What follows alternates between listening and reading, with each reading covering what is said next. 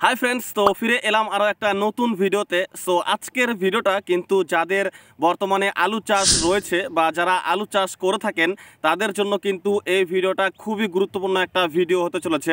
কারণ আজকের এই ভিডিওতে আমি আলুর সবচাইতে বিধ্বংসী দুটি ধসা, আলুর আর্লি ব্লাইট এবং লেট ব্লাইট, অর্থাৎ আলুর নাভি ধসা এবং জলদি ধসা, এই দুটো ধসা সম্পর্কে কিন্তু আজকে আমি এই ভিডিওতে আলোচনা করব। সো আলুর এই নাভি ধসা বা জলদি ধসা, এদের লক্ষণগুলি কি কি, ঠিক আছে, এই ধসাগুলি আলুতে কোন ছত্রাকের কারণে এই ধসাগুলির আক্রমণ হয়ে থাকে এবং এই ধসাগুলি আমরা চিনব কিভাবে যে আমাদের ফসলে আর্লি ব্লাইট নাকি লেট ব্লাইটের আক্রমণ হয়েছে, এবং স্পেশালি এই ধসাগুলির নিয়ন্ত্রণের জন্য আমরা আগাম কোন কোন ছত্রাকনাশক ব্যবহার করতে পারি এবং তারপরে আমরা কোন ছত্রাকনাশকগুলি ব্যবহার করতে পারি, অর্থাৎ অ্যাটাক হওয়ার পরে। সো লেট ব্লাইট এবং আর্লি ব্লাইট এই দুটো ধসা সম্পর্কেই আজকে আমি এই ভিডিওতে আলোচনা করব। সো ভিডিওটা সম্পূর্ণ দেখার অনুরোধ করছি। আর আমার চ্যানেলে যদি আপনি নতুন এসে থাকেন তাহলে এরকমই আরও কৃষিকাজের উপরে ভিডিও দেখতে চ্যানেলটিকে সাবস্ক্রাইব করে সঙ্গে থাকুন, কারণ আমার এই চ্যানেলে আমি প্রতিনিয়ত এরকমই কৃষিকাজের উপরে ভিডিও আপডেট দিয়ে থাকি। সো চলুন তবে আজকের ভিডিওটি শুরু করা যাক। সো সবার ফার্স্ট যেটা বলবো সেটা হলো আলুর যে আর্লি ব্লাইট, এই আর্লি ব্লাইট যে ছত্রাকের কারণে হয়ে থাকে সেটা হলো অল্টারনারিয়া সোলানি নামক যে ছত্রাক রয়েছে, এই ছত্রাকের কারণে কিন্তু আলুতে আর্লি ব্লাইটের আক্রমণ হয়ে থাকে, ঠিক আছে।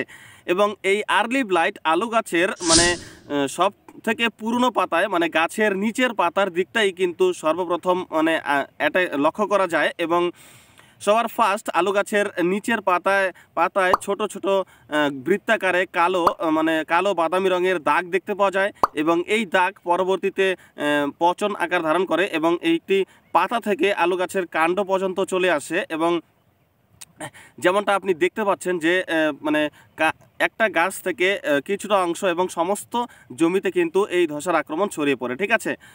সো যে তাপমাত্রা এবং যে ওয়েদারে এই ধসার আক্রমণ সবচাইতে বেশি লক্ষ্য করা যায় সেটা হলো 15 থেকে 25 ডিগ্রি সেলসিয়াস তাপমাত্রায়, এবং যদি হাই হিউমিডিটি অবস্থায় অর্থাৎ 80 থেকে 90% হিউমিডিটি অবস্থায় কিন্তু উচ্চ আর্দ্রতায় কিন্তু এই ধসার আক্রমণ আমাদের আলুতে সবচাইতে বেশি লক্ষ্য করা যায়, ঠিক আছে। এবং যদি মেঘলা আকাশ থাকে বা বৃষ্টির সম্ভাবনা থাকে বা যদি অতিরিক্ত জলসেচ দেওয়ার কারণে অথবা অত্যাধিক পরিমাণে নাইট্রোজেন সারের ব্যবহার অর্থাৎ ইউরিয়া সারের ব্যবহারে কিন্তু এই ধসাকে আরও বেশি কিন্তু ছড়াতে সাহায্য করে, ঠিক আছে।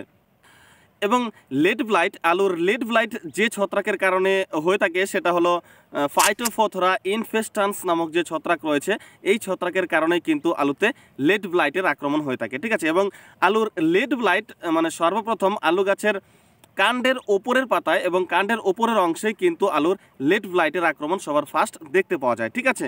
এবং সবার ফার্স্টে আলু গাছের কাণ্ডের ওপরের অংশে বা পাতায় ছোট ছোট কালো রঙের দাগ দেখতে পাওয়া যায় এবং পরে এই দাগ থেকে পচন শুরু হয় এবং তারপরে ছত্রাকের সাদা তুলতুলে নরম অংশ এই পাতায় বা কাণ্ডের ওপরে দেখতে পাওয়া যায়। এবং একটি গাছ থেকে দুটি গাছ এবং তারপরে কিন্তু সমস্ত আমাদের জমিতে কিন্তু এই ধসার আক্রমণ ছড়িয়ে পড়ে, ঠিক আছে। সো এই লেট ব্লাইট যে তাপমাত্রায় যে ওয়েদারে এই ধসা আরও বেশি লক্ষ্য করা যায় সেটা হলো 12 থেকে 18 ডিগ্রি সেলসিয়াস তাপমাত্রা, ঠিক আছে। এবং যদি হাই হিউমিডিটি অবস্থায় আর্দ্রতার পরিমাণ বেশি থাকলে, ধরুন 80% হিউমিডিটি অবস্থায় কিন্তু এই ধসাকে আরও বেশি ছড়াতে সাহায্য করে। এবং অতিরিক্ত পরিমাণে জলসেচ দেওয়ার কারণে বা নাইট্রোজেন সারের অত্যাধিক ব্যবহারে কিন্তু এই ধসাকে আরও বেশি ছড়াতে সাহায্য করে, ঠিক আছে। সো এই লেট ব্লাইট কিন্তু সবচাইতে বিধ্বংসী ধসা হয়ে থাকে, কারণ তাপমাত্রা এবং আর্দ্রতার উপর নির্ভর করে 3 থেকে 4 দিনে কিন্তু এই ধসা সম্পূর্ণ জমিতে ছড়িয়ে যেতে পারে এবং 10 থেকে 15 দিনে কিন্তু সম্পূর্ণ ক্ষেত কিন্তু নষ্ট করে দিতে পারে, ঠিক আছে। সো এই লেট ব্লাইট এবং আর্লি ব্লাইট এই দুটো ধসার নিয়ন্ত্রণে আমরা কি ব্যবস্থা নিতে পারি। সো সবার ফার্স্ট যেটা বলবো সেটা হলো যে যদি আকাশ মেঘলা থাকে বা বৃষ্টির সম্ভাবনা থাকে তাহলে পরে কিন্তু আপনাকে অল্প পরিমাণে জলসেচ দিতে হবে। অতিরিক্ত পরিমাণে কিন্তু জলসেচ দেওয়া যাবে না এবং অত্যাধিক পরিমাণে নাইট্রোজেন সারের ব্যবহার কিন্তু আপনাকে কমাতে হবে, ঠিক আছে। সো পরিমাণ মতো আপনাকে নাইট্রোজেন সার ব্যবহারে নিতে হবে। এবং তারপরে মার্কেটে যে সমস্ত ম্যানকোজেব M45 নামের ছত্রাকনাশক পাওয়া যায়, যেমন ইন্দ্রোফিল কোম্পানির ইন্দ্রোফিল M45 নামে পাওয়া যায়, ঠিক আছে।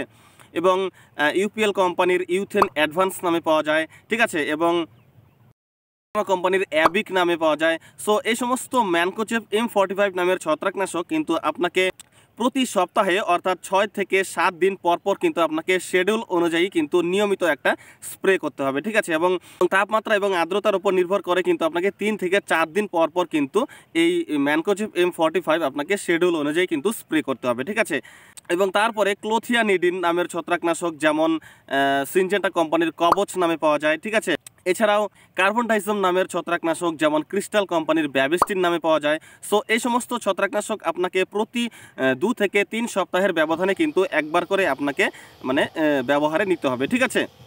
এবং তারপরেও যদি আপনার আলুতে এই লেট ব্লাইট বা আর্লি ব্লাইটের আক্রমণ লক্ষ্য করেন, তাহলে পরে এখন আমি যে ছত্রাকনাশকগুলির কথা বলবো এই ছত্রাকনাশকগুলি ব্যবহার করে কিন্তু আপনি 100% এই ধসাকে কিন্তু নিয়ন্ত্রণে নিতে পারবেন, ঠিক আছে। সো আমি এখানে আর্লি ব্লাইটের জন্য 3টি এবং লেট ব্লাইটের জন্য 3টি আলাদা আলাদাভাবে ছত্রাকনাশকের কথা বলবো। সো আপনি এই ছত্রাকনাশকগুলির মধ্যে যে কোনো একটি কিন্তু আপনি ব্যবহারে নিতে পারেন, ঠিক আছে। সো সবার ফার্স্ট আমি লেট ব্লাইটের জন্য কিছু ছত্রাকনাশকের কথা বলবো। সো এই লেট ব্লাইটের জন্য আমি ফার্স্ট যে ছত্রাকনাশকটির কথা বলবো সেটা হলো ডুপন্ট কারজেট এই ছত্রাকনাশকটি।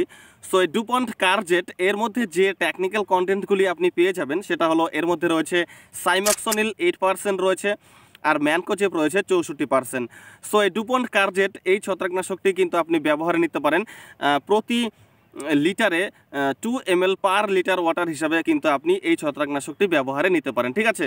সো দ্বিতীয় যে ছত্রাকনাশকটির কথা বলবো আমি লেট ব্লাইটের জন্য সেটা হলো রেডোমিল গোল্ড, সিনজেন্টা কোম্পানির রেডোমিল গোল্ড এই ছত্রাকনাশকটি কিন্তু আপনি ব্যবহারে নিতে পারেন 1.5 থেকে 2 গ্রামস পার লিটার ওয়াটার হিসাবে কিন্তু আপনি এটি ব্যবহারে নিতে পারেন, ঠিক আছে। সো রেডোমিল গোল্ডের মধ্যে যে কম্পোজিশনগুলি পাওয়া যায় সেগুলি হলো এর মধ্যে রয়েছে মেটালাক্সেল 4% আর যেটা রয়েছে সেটা হলো ম্যানকোজেব 64% কিন্তু এর মধ্যে রয়েছে, ঠিক আছে। আর 3 নম্বর যে লেট ব্লাইটের জন্য আমি ছত্রাকনাশকের কথা বলবো সেটা হলো BASF কোম্পানির অ্যাক্রোভাট এই ছত্রাকনাশকটি। সো অ্যাক্রোভাটের মধ্যে যে টেকনিক্যাল কন্টেন্ট রয়েছে সেটা হলো এর মধ্যে রয়েছে ডাইমেথোমর্ফ 50% WP ফর্মুলেশনে রয়েছে।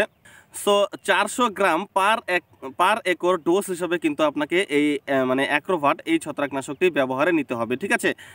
সো যে ছত্রাকনাশকগুলির কথা বললাম এই ছত্রাকনাশকগুলি যে আপনাকে ব্যবহারে নিতে হবে সেটা কিন্তু নয়, আপনার লোকাল মার্কেটে এর কম্পোজিশন দেখে আপনি যে কোনো কোম্পানির কিন্তু ছত্রাকনাশক ব্যবহারে নিতে পারেন, ঠিক আছে। সো এবার তাহলে আর্লি ব্লাইটের জন্য কয়েকটি ছত্রাকনাশক সম্পর্কে আলোচনা করব, ঠিক আছে। সো আর্লি ব্লাইটের জন্য সবার ফার্স্ট যে ছত্রাকনাশকটির কথা আমি বলবো সেটা হচ্ছে ধানুকা কোম্পানির কনিকা এই ফাঙ্গিসাইডটি। সো এই কনিকা এর মধ্যে যে কম্পোজিশনগুলি দেওয়া রয়েছে সেগুলি হলো এর মধ্যে রয়েছে কাসুকামাইসিন 5% আর যেটা রয়েছে সেটা হলো কপার অক্সিক্লোরাইড 45% WP ফর্মুলেশনে রয়েছে, ঠিক আছে। সো এই ধানুকা কোম্পানির এই কনিকা এই ছত্রাকনাশকটি আপনি 300 গ্রাম পার একর ডোজ হিসাবে কিন্তু আপনাকে এটি ব্যবহারে নিতে হবে, ঠিক আছে। এবং এই আর্লি ব্লাইটের জন্য দ্বিতীয় যে ছত্রাকনাশকটির কথা বলবো সেটা হলো BASF কোম্পানির সিগনাম এই ছত্রাকনাশকটি, ঠিক আছে। সো এই সিগনাম এর মধ্যে যে কম্পোজিশনগুলি রয়েছে সেগুলি হলো এর মধ্যে রয়েছে বোসকালিট 25.5% আর যেটা রয়েছে সেটা হলো পাইরোক্লোস্ট্রোবিন 12.8% WG ফর্মুলেশনে কিন্তু রয়েছে, ঠিক আছে। তো এই সিগনাম 200 থেকে 240 গ্রাম পার একর ডোজ হিসাবে কিন্তু আপনাকে এটি ব্যবহারে নিতে হবে, ঠিক আছে। এবং তৃতীয় যে ছত্রাকনাশকটির কথা বলবো আমি আর্লি ব্লাইটের জন্য সেটা হলো BASF কোম্পানির ক্যাব্রিওটপ এই ছত্রাকনাশকটি, ঠিক আছে। সো ক্যাব্রিওটপ এর মধ্যে যে কম্পোজিশনগুলি আপনি পেয়ে যাবেন সেটা হলো এর মধ্যে রয়েছে মেটিরাম 55% আর যেটা রয়েছে সেটা হলো পাইরোক্লোস্ট্রোবিন 5% WG ফর্মুলেশনে রয়েছে, ঠিক আছে। সো এই BASF কোম্পানির এই ক্যাব্রিওটপ এই ছত্রাকনাশকটি আপনি 600 থেকে 700 গ্রাম পার একর ডোজ হিসাবে কিন্তু আপনাকে এটি ব্যবহারে নিতে হবে। সো এখানে আমি আর্লি ব্লাইট এবং লেট ব্লাইট এই দুটো ছত্রাকের জন্য যে ছত্রাকনাশকগুলির কথা বললাম এগুলি যে আপনাকে ব্যবহার করতে হবে সেটা কিন্তু নয়, আপনার লোকাল মার্কেটে অন্য যে কোনো কোম্পানির এই একই কম্পোজিশন দেখে কিন্তু আপনি ব্যবহারে নিতে পারেন, ঠিক আছে। সো আশা করি এই আলুর এই আর্লি ব্লাইট এবং লেট ব্লাইট এই দুটো ছত্রাক সম্পর্কে কিছু তথ্য দিয়ে সাহায্য করতে পেরেছি। ভিডিওটি ভালো লাগলে অবশ্যই একটু লাইক করে দেবেন আর আমার চ্যানেলে যদি আপনি নতুন এসে থাকেন তাহলে এরকমই আরও কৃষিকাজের উপরে ভিডিও দেখতে চ্যানেলটিকে সাবস্ক্রাইব করে রাখুন, কারণ আমার এই চ্যানেলে আমি প্রতিনিয়ত এরকমই ভিডিও আপডেট দিয়ে থাকি। সো দেখা হবে একটা নতুন ভিডিওতে, ততক্ষণ নমস্কার।